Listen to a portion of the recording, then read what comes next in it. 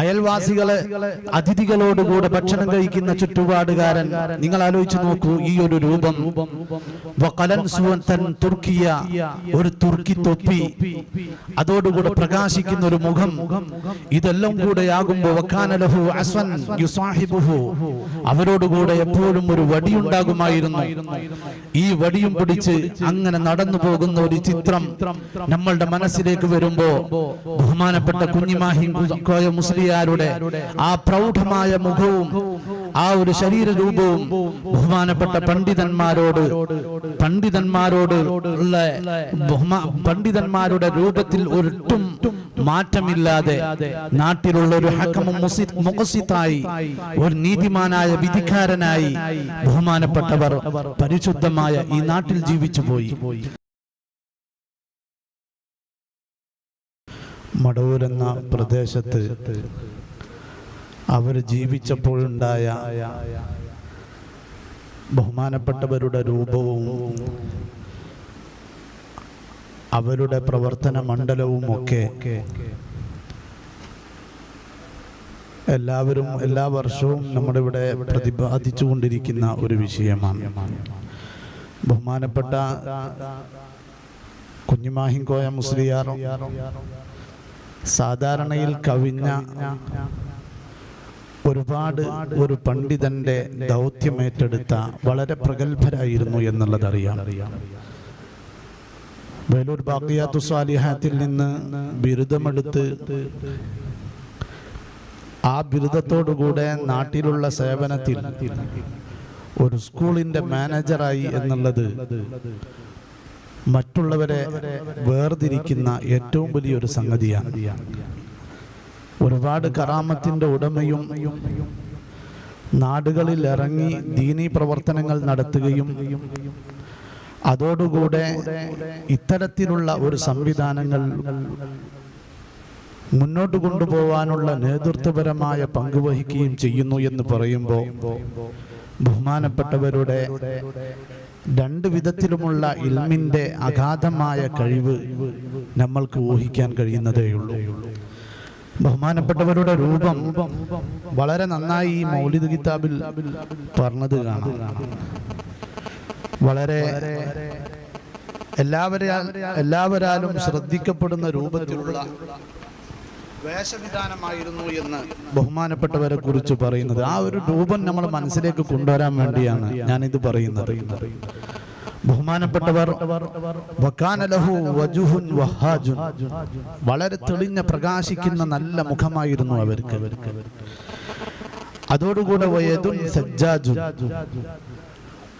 ധർമ്മം ചെയ്യുന്ന ഒരുപാട് കൊടുത്തുകൊണ്ടിരിക്കുന്ന മുതഅല്ലിമീങ്ങൾക്കൊക്കെ വല്ലാതെ ആവശ്യത്തിനും കൽവാലിദിൽ ഹഫീ എന്നൊക്കെ പറയും, സ്വന്തമായി സ്നേഹമുള്ള ഒരു വാപ്പ തന്റെ മകന് കൊടുക്കുന്നത് പോലെ അവർക്ക് നന്നായി മുതഅല്ലിമീങ്ങൾക്ക് കൂടുതൽ കൊടുക്കുന്ന ഒരു സ്വഭാവക്കാരനായിരുന്നു ബഹുമാനപ്പെട്ട കുഞ്ഞിമാഹിൻകോയ മുസ്ലിയാർ. അതോടുകൂടെ തീരെ ദാരിദ്ര്യത്തിന് പേടിക്കാത്തൊരു ചുറ്റുപാടുകാരനായിരുന്നു ബഹുമാനപ്പെട്ടവർ.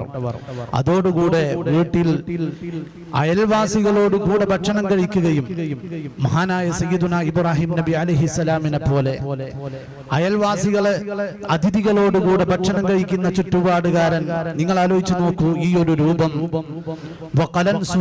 തുർക്കിയ, ഒരു തുർക്കി തൊപ്പി, അതോടുകൂടെ പ്രകാശിക്കുന്ന ഒരു മുഖം, ഇതെല്ലാം കൂടെ ആകുമ്പോൾ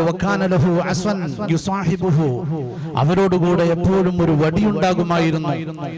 ഈ വടിയും പിടിച്ച് അങ്ങനെ നടന്നു പോകുന്ന ഒരു ചിത്രം നമ്മളുടെ മനസ്സിലേക്ക് വരുമ്പോ ബഹുമാനപ്പെട്ട കുഞ്ഞിമാഹി മുസ്ലിയാരുടെ ആ പ്രൗഢമായ മുഖവും ആ ഒരു ശരീര രൂപവും ബഹുമാനപ്പെട്ട പണ്ഡിതന്മാരുടെ രൂപത്തിൽ ഒട്ടും മാറ്റമില്ലാതെ നാട്ടിലുള്ള ഒരു ഹക്കമും മുഖസിത്തായി, ഒരു നീതിമാനായ വിധിക്കാരനായി ബഹുമാനപ്പെട്ടവർ പരിശുദ്ധമായ ഈ നാട്ടിൽ ജീവിച്ചു പോയി. വളരെ കുറഞ്ഞ കാലം, 1308 അന്നാണ് ബഹുമാനപ്പെട്ടവർ ജനിച്ചത്. 1359 ബഹുമാനപ്പെട്ടവരുടെ വഫാത്ത്. ഈ കുറഞ്ഞ കാലം കൊണ്ട് പരിശുദ്ധമായ ഒരുപാട് കറാമത്തുകളും ഒരുപാട് നന്മകളും ഉണ്ടാക്കിയെടുക്കാൻ ബഹുമാനപ്പെട്ടവർക്ക് സാധിച്ചു എന്നുള്ളതിന്റെ പുറമെ ഔലിയാക്കളുടെ ഏറ്റവും വലിയ നേതാവായ മഹാനായ ശൈഖുനാ സി.എം. വലിയുല്ലാഹി തങ്ങളവറുകളുടെ ഉപ്പ കൂടിയായി എന്നുള്ളതും ഏറ്റവും വലിയ ഉന്നതമായ സ്ഥലത്തേക്ക് ഒരു മനുഷ്യനെ ഉയർത്തുന്ന ഒരു കാര്യമാണ്. അല്ലാഹു സുബ്ഹാനഹു വ തആല അവർക്ക് ഉഖ്റവിയായ ദറജകൾ ഉയർത്തി കൊടുക്കുമാറാവട്ടെ. നമ്മളൊക്കെയും അവരോടുകൂടെ മുസ്തഫായ നബിയോടുകൂടെ ജന്നത്തുൽ ഫിർദൗസിൽ എല്ലാവരെയും ചേർത്തി അനുഗ്രഹിക്കുമാറാവട്ടെ. ബഹുമാനപ്പെട്ട ഔലിയാക്കളെ കുറിച്ച് കൂടുതലൊന്നും പറയേണ്ടതില്ല. മുത്തഅല്ലിമീങ്ങളും ഉസ്താദുമാരും ഒക്കെ ആയതുകൊണ്ട് ഒരുപാട് കറാമത്തുകൾ നമ്മൾ മനസ്സിലാക്കിയത് കൊണ്ടും ഞാൻ അതിലേക്കൊന്നും കടക്കുന്നില്ല. ബഹുമാനപ്പെട്ട ഹസനുൽ ബസ്രി തങ്ങൾ പറഞ്ഞതുപോലെ ലൗലൽ അബ്ദാലു ലഖസഫത്തിൽ അർദു വമാ ഫീഹാ, ഔലിയാക്കന്മാരുടെ ഒരു വിഭാഗം ഔലിയാക്കന്മാരില്ലായിരുന്നുവെങ്കിൽ ഭൂമിയാകെ ഹസ്ഫ് ചെയ്തു പോകുമായിരുന്നു. അതിലുള്ള ആളുകളെയും ഭൂമി വിഴുങ്ങി ഒന്നായിട്ടില്ലാതെയായി പോകുമായിരുന്നു. ലൗല സ്വാലിഹൂന ലഹലക ത്വാലിഹൂൻ, സ്വാലിഹീങ്ങളായ ഇത്തരത്തിലുള്ള സാത്വികരായ സ്വാലിഹീങ്ങൾ ഇല്ലായിരുന്നുവെങ്കിൽ ഭൂമിയിലുള്ള തെമ്മാടികളായ ആളുകൾ, ത്വാലിഹീങ്ങളായ ആളുകൾ, ഫാസിഖീങ്ങൾ നശിച്ചു പോകുമായിരുന്നു.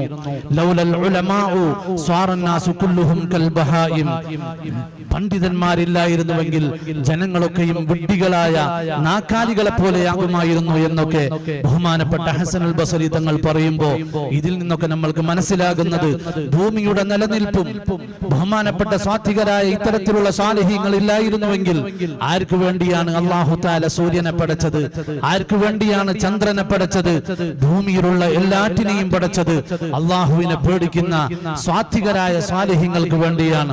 മനുഷ്യന്മാരുടെ കൂട്ടത്തിൽ ഏറ്റവും കൂടുതൽ ഇന്നി ജാഇലുൻ ഫിൽ അർളി ഖലീഫ, ഭൂമിയിൽ ഖലീഫയാക്കാൻ വേണ്ടി അല്ലാഹു സുബ്ഹാനഹു വ തആല തീരുമാനിച്ചപ്പോൾ ഈ തമ്മാടികളായ മലക്കുകൾ ചോദിച്ചല്ലോ, എന്തിനാണ് രക്തം ചൊരിക്കുന്ന ആളുകളെ ഭൂമിയിൽ നീ പടക്കുന്നതെന്ന്. മുന്നിൽ സ്വാലിഹീങ്ങളായ ഇത്തരത്തിലുള്ള ആളുകളെ കാണുന്നത് കൊണ്ടാണ് ഭൂമിയെ അല്ലാഹു തആല പടച്ചതും. അല്ലാഹു സുബ്ഹാനഹു വ തആല അവൻ പൊരുത്തപ്പെടുന്ന സ്വാലിഹീങ്ങളിൽ നാം എല്ലാവരെയും ചേർത്തി തരുമാറാവട്ടെ. ബഹുമാനപ്പെട്ട കുഞ്ഞിമാഹിൻകോയ മുസ്ലിയാർ അടങ്ങുന്ന മഹാനായ ശൈഖുനാ സി.എം. വലിയുല്ലാഹി അടങ്ങുന്ന മഹാന്മാരോടുകൂടെ ജന്നത്തുൽ ഫിർദൗസിൽ ചേർത്തി അനുഗ്രഹിക്കുമാറാവട്ടെ.